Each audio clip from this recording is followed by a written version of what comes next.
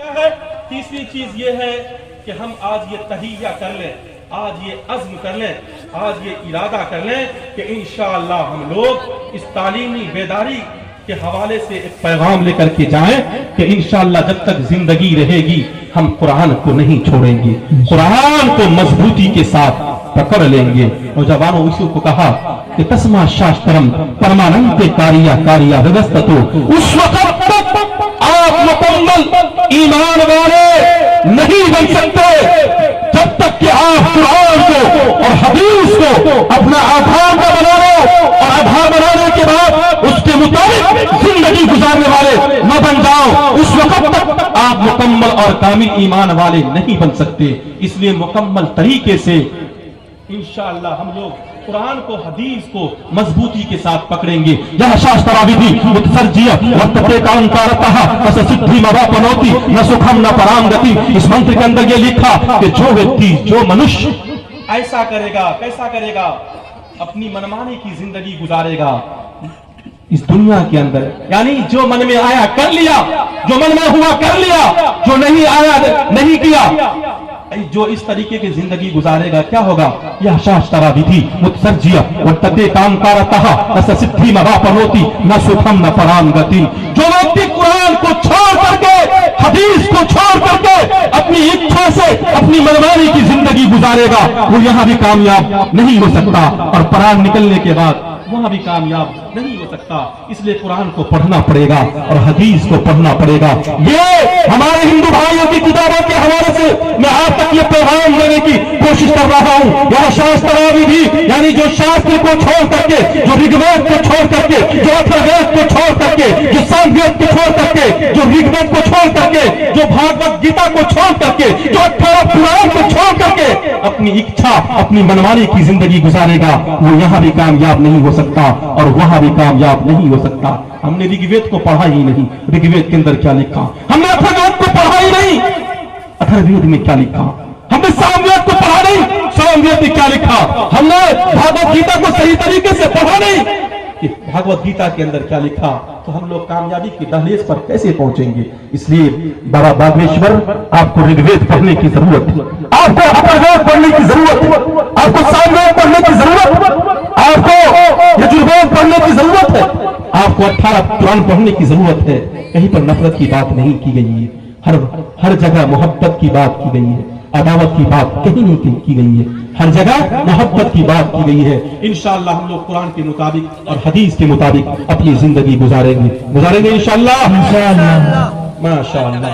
اور چوتھی چیز، آخری چیز جو میں آپ کو دینے کے لیے جا رہا ہوں حالت حاضرہ کے اعتبار سے کہ ماترمان پترمان چاریاوان پروشو ویدہا پروشو ویدہا پروشو ویدہا، کہ اے لوگو اگر تم یہ چاہتے ہو کہ میرا بچہ اچھا بنے، اگر تم یہ چاہتے ہو کہ میرا بچہ اچھا اخلاق والا بنے، اگر آپ یہ چاہتے ہو کہ میرا بچہ اچھا ڈاکٹر بنے، اگر آپ یہ چاہتے ہو کہ میرا بچہ انجینئر بنے، اگر آپ یہ چاہتے ہو کہ میرا بچہ اچھا کلیکٹر بنے، تو آپ کو 3 کام کرنے پڑیں گے۔ اگر آپ نے یہ 3 کام کر لیا تو انشاءاللہ آپ کو کامیابی ہونے سے کامیاب ہونے سے کوئی نہیں روک سکتا۔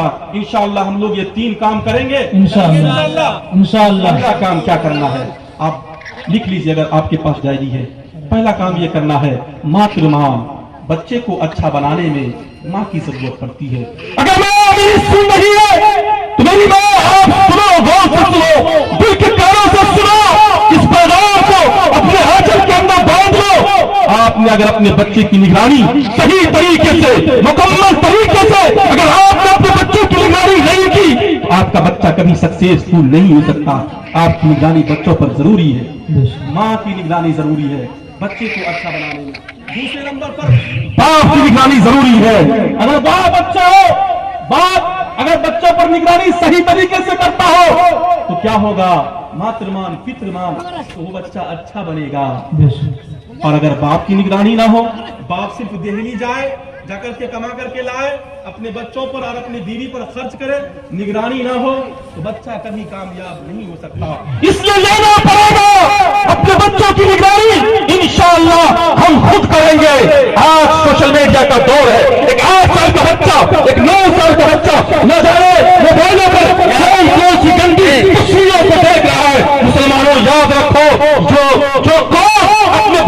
निगरानी नहीं करता वो कौम कभी कामयाबी के दहलीज तक नहीं पहुंच सकता। इसलिए अगर आप चाहते हो मेरा बच्चा अच्छा बने, अगर आप ये चाहते हो कि मेरा बच्चा महान बने, तो याद रखो अपने बच्चों की निगरानी आप खुद करो। मातृमान, पितृमान, चार्यामान, तीसरे नंबर पर, आखिरी नंबर पर किसकी जरूरत पड़ती है? सुनो मुसलमानों, तीसरे नंबर पर जरूरत पड़ती है एक अच्छे उस्ताद की।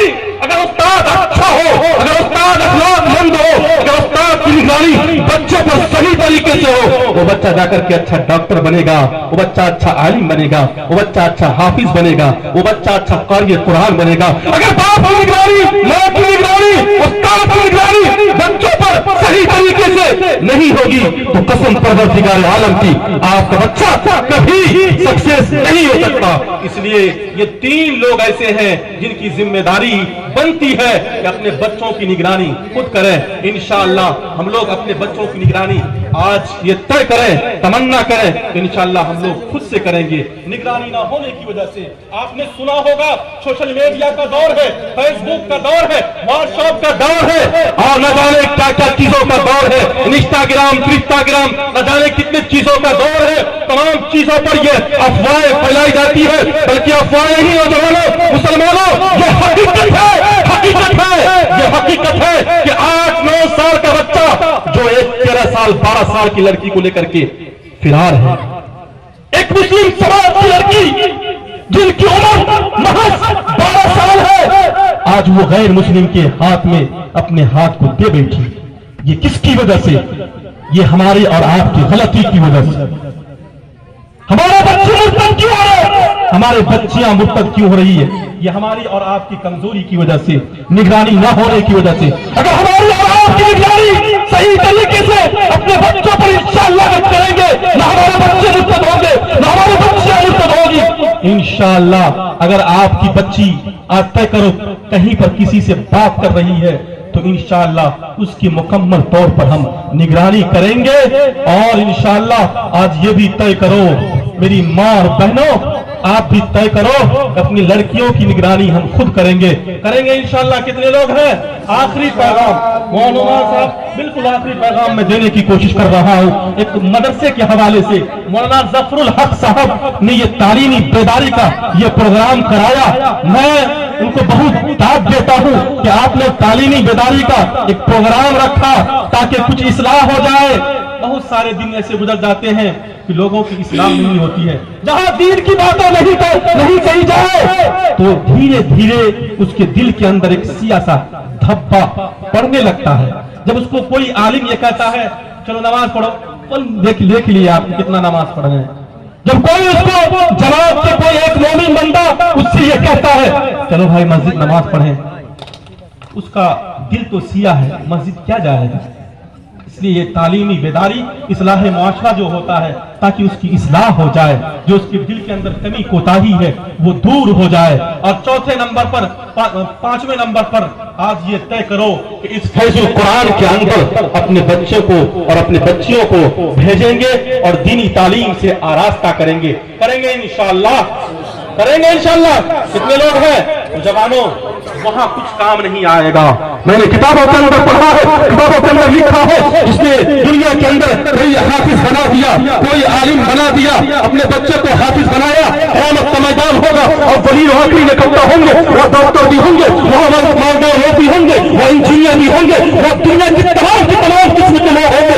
लेकिन उस दिन, जिस दिन क़यामत के दिन जब परवरदिगार आलम की निगाह एक हाफिज कुरान की तरफ पढ़ाई करेगा, हाफिज कुरान से कहा जाएगा वो हाफिज दुनिया की तमाम मुसलमान सोया करते थे, उस वक्त तुम मेरे कुरान की तिलावत करते थे, वो हाफिज रास्ता चलते हुए तुम मेरे कुरान की तिलावत करते थे, वो हाफिज तहज्जुद के अंदर तुम मेरे कुरान की तिलावत करते थे, वो हाफिज रास्ता चलते हुए मेरे कुरान की तुम रट लाया करते थे। वो हाफिज जाओ, आज मैं तुम्हें ये ऐलान करता हूँ, मैं तुम्हें इजाजत देता हूँ, जाओ बस ऐसे लोगों के कांधों पर तुम हाथ रख दो, तो परवरदिगार आलम तुम्हारे हाथ रखने की वजह से उसे जहन्नम से हटा करके जन्नत वाला बना दूंगा।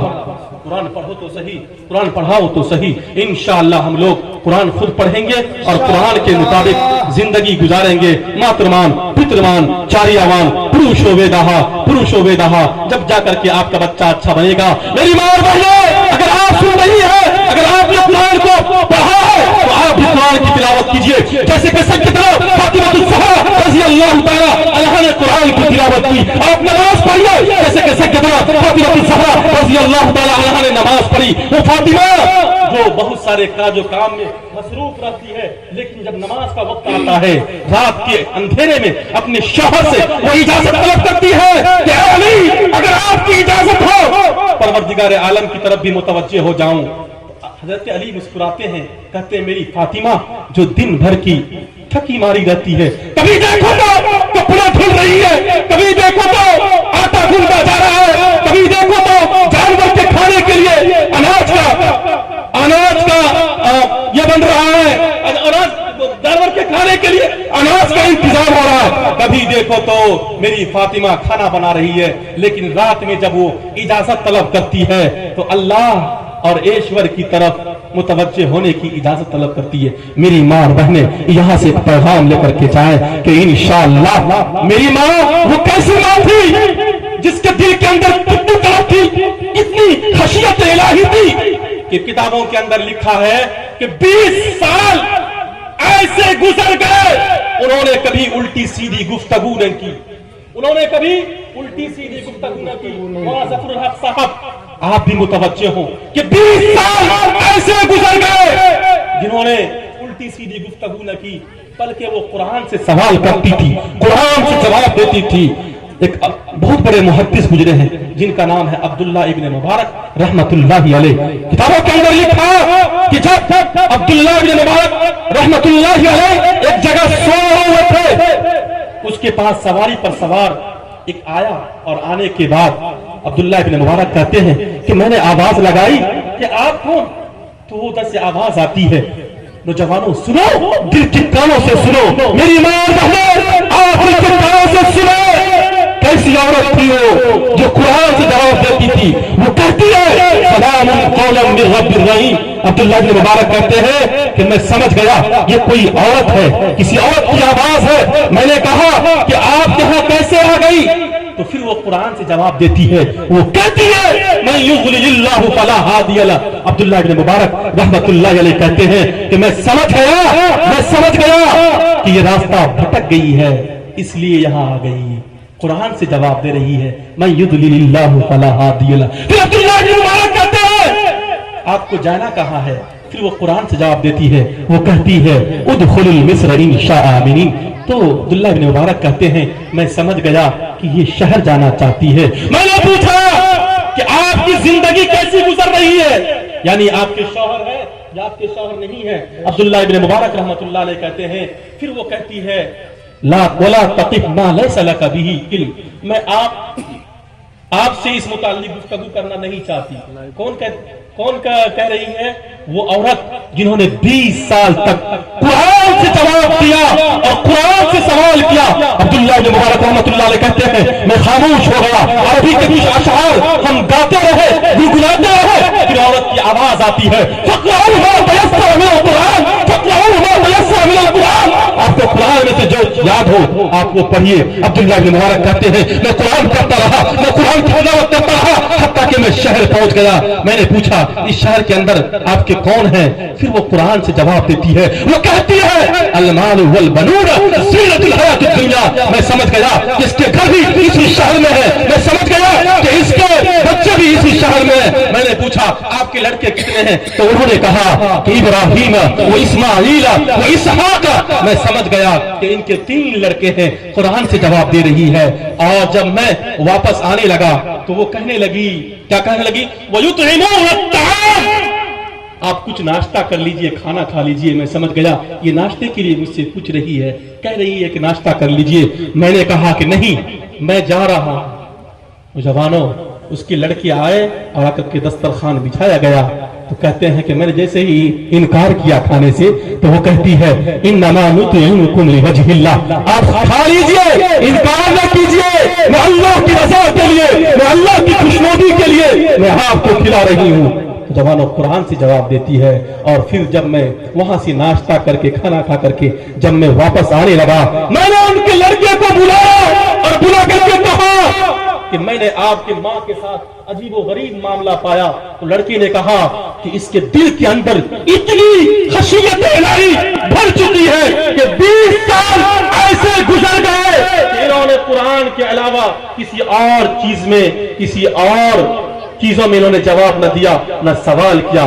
اللہ اللہ کیسی بات تھی جنہوں نے 20 سال تک قرآن سے ہی سوال کیا اور قرآن سے جواب دیا۔ میری ماں بہنی وہ کیسی ماں تھی؟ میرے پاس وقت نہیں ہے میں اور بات حوالے سے پیغام دیتا، لیکن نوجوانوں میں نے جتنی بھی باتیں کہی ہے کہ انشاءاللہ اس پر ہم لوگ عمل کریں گے، اور دل کے کانوں سے ہم نے سنا ہے تو انشاءاللہ اس پر ہم لوگ ضرور عمل کریں گے انشاءاللہ۔